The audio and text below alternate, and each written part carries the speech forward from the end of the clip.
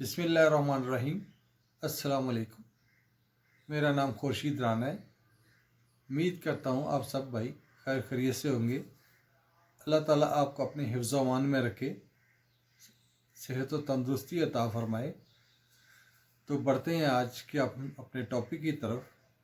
آج ہم ڈسکس کریں گے بیریا ٹاؤن کے کرائسس کو، بیریا ٹاؤن کے انویسٹرز کو کہ کیا سچویشن چل رہی ہے، وہاں پہ پرائسز کی کیا پوزیشن ہے، وہاں پہ کیا حالات ہیں۔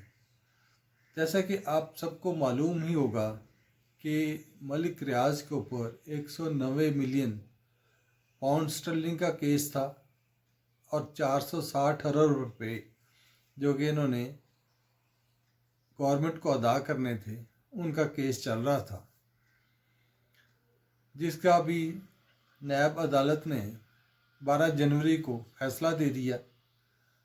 ملک ریاض اور اس کے بیٹے علی ریاض کو اشتہاری قرار دے دیا اور ان کی جو بھی جائیدادیں تھیں، منقولہ غیر منقولہ جائیداد، ان کو سب کو ضبط کرنے کا حکم دیا اور ساتھ ان کی جتنی بھی استعمال میں گاڑیاں تھیں ان کو بھی ضبط کرنے کا حکم دیا، اور جو 405 کنال علی ریاض کے نام پہ تھی اس کو بھی ضبط کیا۔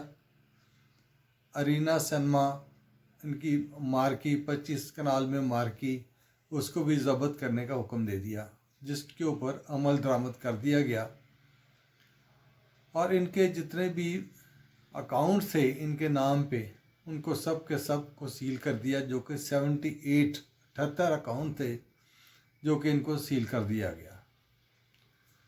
اب سچویشن اس طرح سے ہو گئی کہ لوگ ظاہر ہے کہ جنہوں نے اپنی انویسٹمنٹ کی تھی وہ بھی پریشان، اور جو اندر رہائشی ہیں وہ بھی پریشان۔ خیر جو تو رہائشی ہیں ان کو تو کوئی فرق نہیں پڑتا، ان کے لیے کوئی ایسی سچویشن نہیں ہے۔ ہاں جو انہوں نے اپنی انویسٹمنٹ کی ہوئی تھی وہ بری طرح پھنس گئے۔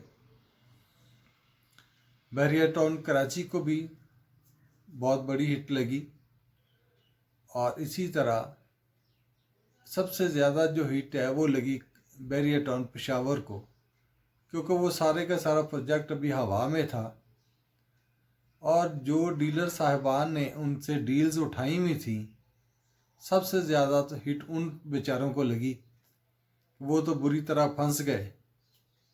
اب کب ان کے حالات ٹھیک ہوں، کب آن گراؤنڈ چیزیں آئیں، کب وہ اپنی انویسٹمنٹ کو نکال سکیں، ایک لمبا پروسیس ہے، لمبا پروسیس کو 2 سال 3 سال 4 سال 5 سال بھی لگ سکتے ہیں اسٹریم لائن ہونے میں۔ ہر چیز اسٹریم لائن ہوگی تو اس کے بعد کام چلے گا۔ اس کے بعد بیریا ٹاؤن فیس 8 ایکسٹینشن، وہ بھی ایک ہوا میں پروجیکٹ تھا، وہ کہ 2008-9 کا پروجیکٹ تھا ان کا، وہ بھی ایک لمبا عرصے سے پڑا ہوا تھا جو بھی ابھی تک انڈر ڈیولپ تھا۔ اس کے جو انویسٹرز ہیں وہ بھی بری طرح اس میں اندر پھنس گئے۔ تو یہ سچویشن بنی ہوئی ہے تمام انویسٹرز کے لیے کہ اب ان کے جو ہیڈ آفس ہیں کراچی کا کارپوریٹ آفس ہے، ان کا جو ہیڈ آفس ہے اسلام آباد کا پنڈی کا ہیڈ آفس کی پرانی بلڈنگ ہے ہیڈ آفس کی، اور جو نیا ہیڈ آفس ہے ان کا سننے میں آ رہا ہے کہ تمام کے تمام کو سیل ہو گئے ہیں۔ اب تمام ٹرانسفرز ادھر بند ہو گئی ہیں، ابھی پوزیشن جو ہے نا وہ انسرٹن حالات ہوئے ہیں، اور ابھی کچھ کہہ نہیں سکتے اب ان کو کتنی دیر لگتی ہے اپنی اسٹریم لائن پہ آنے پہ، کتنا ٹائم درکار ہوگا۔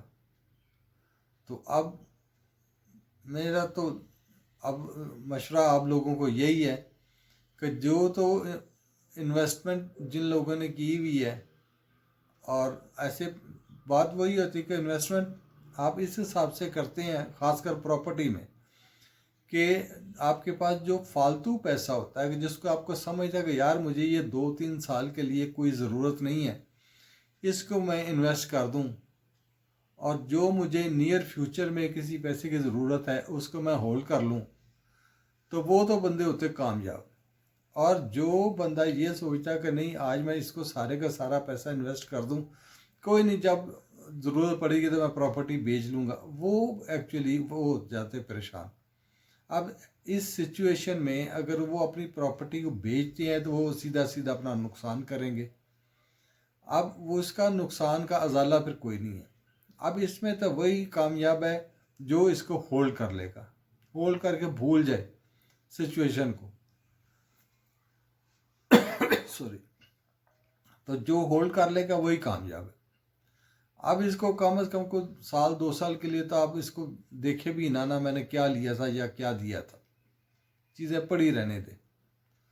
ہاں اگر یہ آپ بیریٹ آن فیز 8 ایکسٹینشن پنڈی کے ہیں, وہ اگر ان کے برابر میں ڈی ایچ اے ویلی ہے, ڈی ایچ اے کا پروجیکٹ ہے, اس میں شفٹ ہو جائیں یا اور کسی سوسائٹی پہ شفٹ ہو جائیں تو وہ ان کے بینیفٹ میں بات ہو سکتی ہے. سوری. تو اگر آپ پنڈی پشاور میں آپ نے پشاور میں کچھ لیا ہوا ہے تو وہ تو اب لمبا چکر ہے. اور اسی طرح جو کراچی کی ہے, لیکن اوور آل بیریا کے جتنے بھی پروجیکٹ ہیں سب کے اندر فرق تو ڈیفینیٹلی آئے گا. جو آن گراؤنڈ چیزیں ہیں ان کے اوپر اتنا افیکٹ نہیں پڑے گا, اور جو آن گراؤنڈ نہیں ہیں صرف بکنگ پہ ہیں یا انڈر ڈیولپ ہیں یا ابھی آپ کو پوزیشن نہیں ملا, اس کے اندر پرابلمس چلیں گی اور اس کو آپ کو فیس کرنا پڑے گا, اس کو آپ کو انتظار کرنا پڑے گا ان چیزوں کو بچانے کے لیے. تو میری آج کی ویڈیو یہی اپنے لوگوں کے لیے مشورہ تھا, یہی میری انفارمیٹیو ویڈیو تھی کہ آپ اپنی جو بھی انویسٹمنٹ آپ نے کی ہوئی ہے اس کو ہولڈ کریں اور بیچنے سے اجتناب کریں. بامر مجبوری بیچنی پڑی تو وہ ایک علیحدہ بات ہے, لیکن اگر آپ کا کوئی سروائیول ہو سکتا ہے تو آپ اس کو کوشش کریں, اس کو ہولڈ کر لیں. اللہ خیر کرے, کوئی نہیں اونچ نیچ ہو جاتی ہے تو انشاءاللہ تعالی ریکوری بھی ہوگی, لیکن تھوڑا سا ٹائم درکار ہوگا. تو ملتے ہیں انشاءاللہ تعالی نیکسٹ ویڈیو میں. آپ سے ریکویسٹ ہے میرے چینل کو سبسکرائب کریں.